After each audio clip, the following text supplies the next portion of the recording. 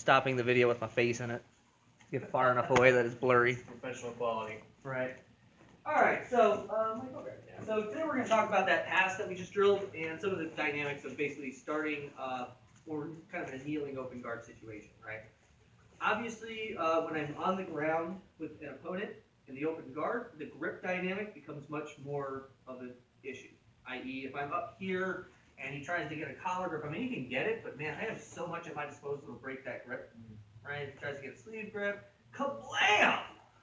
Usually I say kablam when I break grips. That's just, I don't know why I do that. This is a thing I do. But, you know, in all seriousness, like when I'm on my feet, dealing with the grip breaking is not a particularly challenging issue. When I am engaging at this range, it can be a challenging issue, but fortunately, we're going to just cut right through the middle pass. So we're going to take, you know, the Gordian knot sort of approach to the thing and just cut right through, right? But for the sake of clarity, or rather completionism, I don't know, words, something like that. Hey, sounds good, man. Thanks. Like, is if we do get grabbed, so it's normally going to be either a cross collar grip. If they get a cross collar grip, my palm goes to the thumb. So like I'm trying to give them a high five. Okay. I'm going to wrap around the back of the hand. So you guys see that? Palm goes to the thumb, wrap around the back of the hand. If I need to, I can bring the other palm and wrap over top. My goal is to rotate the wrist and bring it away. So I'm kind of simultaneously turning the wrist, punching it away from me, and pulling myself backward from it. Boom. Okay. If you get, say, like a sleeve grip, best, I think, either way. Let's do the same side this time and then the same basic principle. I could sometimes go for the thumb on this, but a lot of times if you like get a real digging grip and like kind of turn with that, that might not necessarily get him out of there if he kind of trails along with me. The best grip to attack, or best grip break to attack sleeve grips is going to be cross side is going to grab the pinky knuckle. And same principle, almost every grip break we ever do is, honestly, should just involve like rotating their wrist.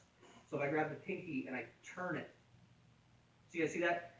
My palm, so high five his pinky knuckle, wrap the fingers over the meat, like the blade of the hand, kind of smush with my palm into the index or ring, you know, middle knuckles, and pull it away.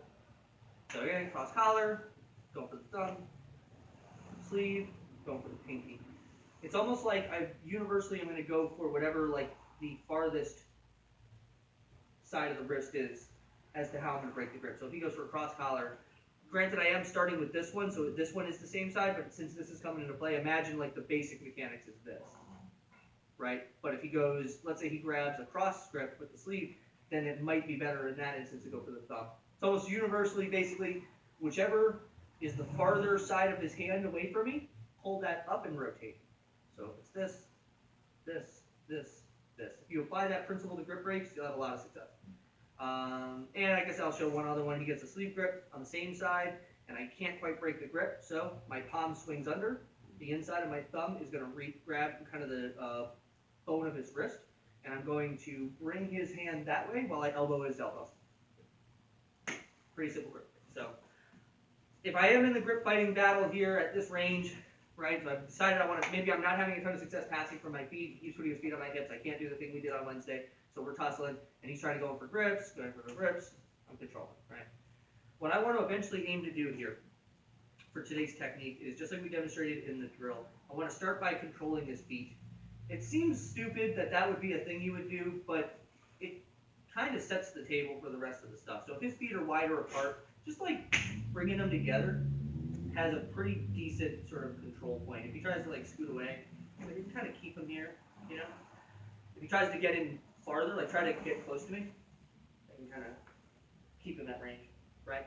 Eventually what I'm aiming for is the top of my head to headbutt his sternum, like just battering ram. This is like the most important part I want to get in this, because if my head position is bad, then I'm likely to get swept. Meaning that if I come in, I do everything else right, so I'm in, I come in, but my head's on this side, even if I get double underhooks, if he takes me to his left, right, we go back, I can put myself really out of position real fast. However, it's the same thing, try to take me to your left, just by getting my head positioning right in the center. So, I control the feet. if I have to, like just to kind of control, I'll hop in. But sometimes this is kind of one motion for me, meaning that I'm here, say his feet are wider apart, boom, boom, boom, right? I just, bam, headbutt right in the chest. My two arms are going to follow. I want to get double underhooks. Like that, right? Superman, just flying in. My goal is to pin his back to the floor and bring his feet to his butt. The way I'm going to do that is my knees follow and glue to my elbows, okay? And then I'm here. And now I'm pretty much good. If Mike tried to do stuff, very hard to get me off of you from here. Yeah.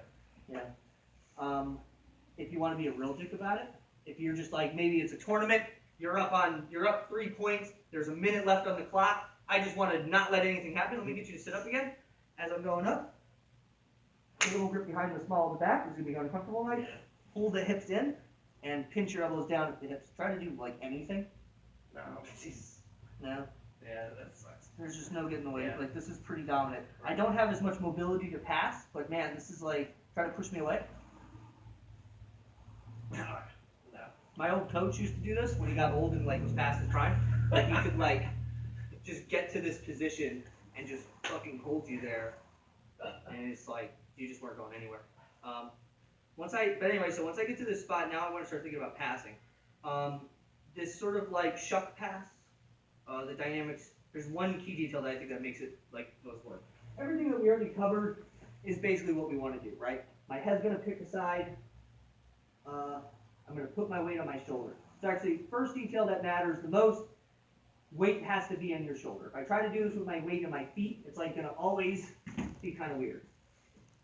So my weight wants to go on my shoulder. So going slow-mo, it's like I'm up on my toes and I'm driving up to get here, right? So now I'm heavy on my shoulder, I'm ready to pass. The most important detail to successfully passing this butterfly guard situation is going to be what I do to this leg on the side that my legs are going towards. Meaning, Mike, I want you to keep your feet kind of connected like a butterfly guard. Okay.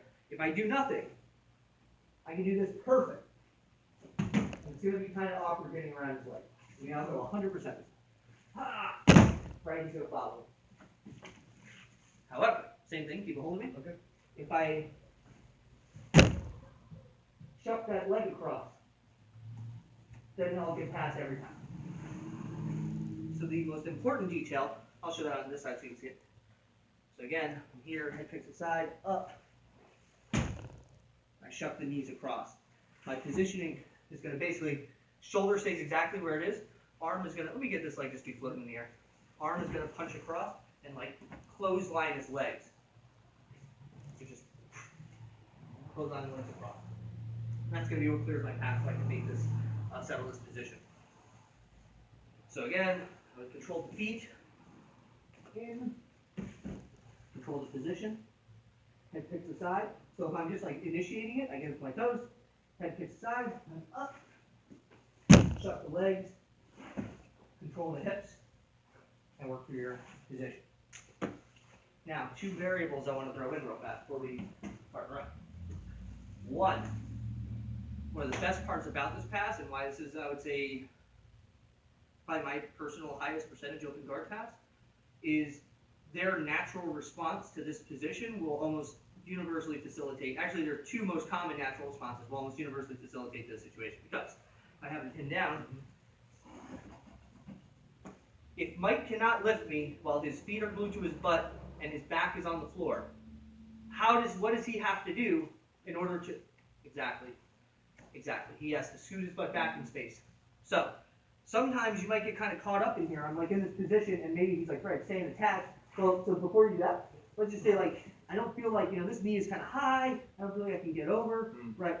But here's the thing. If I just focus on controlling Mike here, Mike, I want you to go ahead and like get to a good butterfly. Go ahead and push me away. Oh, shit. He's going to facilitate that pass every time. Yeah. So as he pushes me away and tries to sit up, just initiate the pass. That's one. This might be a little bit much of information, so I'm sorry if this is information over with guys. So, number two, very common thing they'll do is they'll try to sit up and almost try to get like a Kimura grip. So I'm here, and he tries to get over his shoulder, right, like kind of here. This will not save him. will not be what he needs to have happen. Because if he tries to make this work as a pass, or as a sweep rather, I can do the exact same pass, I just have to adjust it a little.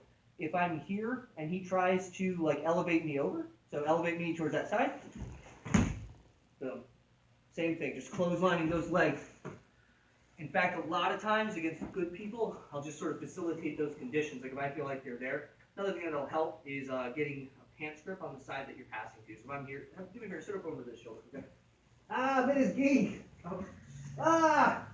I don't have an answer for that, guys. So if I'm here, so if I'm here and, oh, I'm sorry, the far side. So I'll grab the pant leg here. You know, it can be this one as well, but basically grab this pant leg. And so even if you elevate me over, it's like I keep going and he stops. Mm-hmm. Yeah. Finally, so just kind of some thoughts for some application of this. Finally, and maybe my favorite way to apply this is sometimes you could just like do this to somebody, meaning that we're here, we're tussling, boom, right? You're trying to get your guard on me, boom, boom. Oh. Like that's also like very high percentage. I get that on people a lot. Just as I'm engaging, if I just engage, boom. So let's say you're facing more this way. As I engage, let's say like his knee starts going to the mat like that.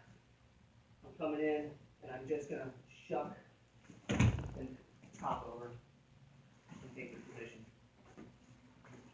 So if I Mike, I'll see that for a second. Jeremy, so one more time, just through all those little nuances. So number one, right, if his feet are kind of apart, like, because what I don't want is him like, you know, I try to like get in, right, and he's coming in exactly. So we're back. So just that. It seems like he should be able to grip me in a way that's meaningful, but if like, say you're going in for grips to stifle me, I'm coming in here. Mm-hmm. I'm probably going to get to my spot faster than he is, as long as I'm not, you know, as long as I'm not being negligent with the distance. Mm-hmm. Once I get here, again, I'm just elbows pinched to the body, knees pinched to elbows, sitting on my heels, so you see my butt's low. So like Jeremy trying to push me around. Very hard to move. Eventually, so actually, you know, let's say I just facilitate it first. So number one, up on my toes, heavy on the belly, head to one side, shuck the legs across. Nice. And then I settle the position. That's one. Two, we'll go right to that same situation. More than likely, their response is going to be to try to push me away and sit up. I use that movement to just get past. And I go right to my passing scenario, or rather side control situation. Another common situation, we're here, is I went in and he kind of sits up over his shoulder, right? If you get, let's say you don't have the Kimura grip, if they try to go for Kimura grips, pinch your elbows tight, there are good solutions against the Kimura grips, but that gets way fancy real fast. So what I'm going to do is grab the pants at the calf, and then if he tries to elevate me over, boom, punch it away, and keep that arm stiff arm. So you notice how it's like he was with me until about halfway through the sweep. Right. And then finally, sometimes again, we're just tussling. I'm here, I feel like that opening's there, just pass through, you just get it. That one takes a feel, you just kind of practice it, but the key is how fast can you distribute your weight from your feet to your shoulders? And that's what's going to determine how quickly you can make this pass happen. So, anybody have any questions about that? One. The final part, you said the final resting space, what is it? Okay, so are you trying to like, Side control. Oh yeah, I'll talk about that. That's a good question, man. I'm glad you asked. So, let's say I'll go through the pass. So I'm here. you're right. And there we go. So actually, Ben, can I get you on that side? Yeah, just go ahead. Yeah. So I'm here. So boom, I pass. So when I get here, the only thing I really want to worry about is controlling his hips. Because if I can say like slide this knee kind of under his butt and pinch my elbow, like try to strip away Jeremy. As long as I control his hips here, I can start working. Ideally, I'm going to gain head control. Get this knee under his armpit, and then just control this position. But for the rest of you guys, the most important thing, say you're on top, you go and do the pass. It's like if he slides his left knee under my thighs and pinches his elbow to his knee, and even I like to grab a belt grip from here if I can. It's like, I'm going to try to strip away Jeremy, just hold tight. not going anywhere from here. And from here, you can pummel this, because I'm gonna, right, get the head control, you just work. Exactly. So shut down the hips, you just climb up, take your side control, or sometimes the mount, like they'll fight so hard to prevent you from getting side control, they'll open the mount up, but that's easier. Does that make sense? Good to go. Cool guys, let's go ahead and start our workout. 1, 2, 3. Alright.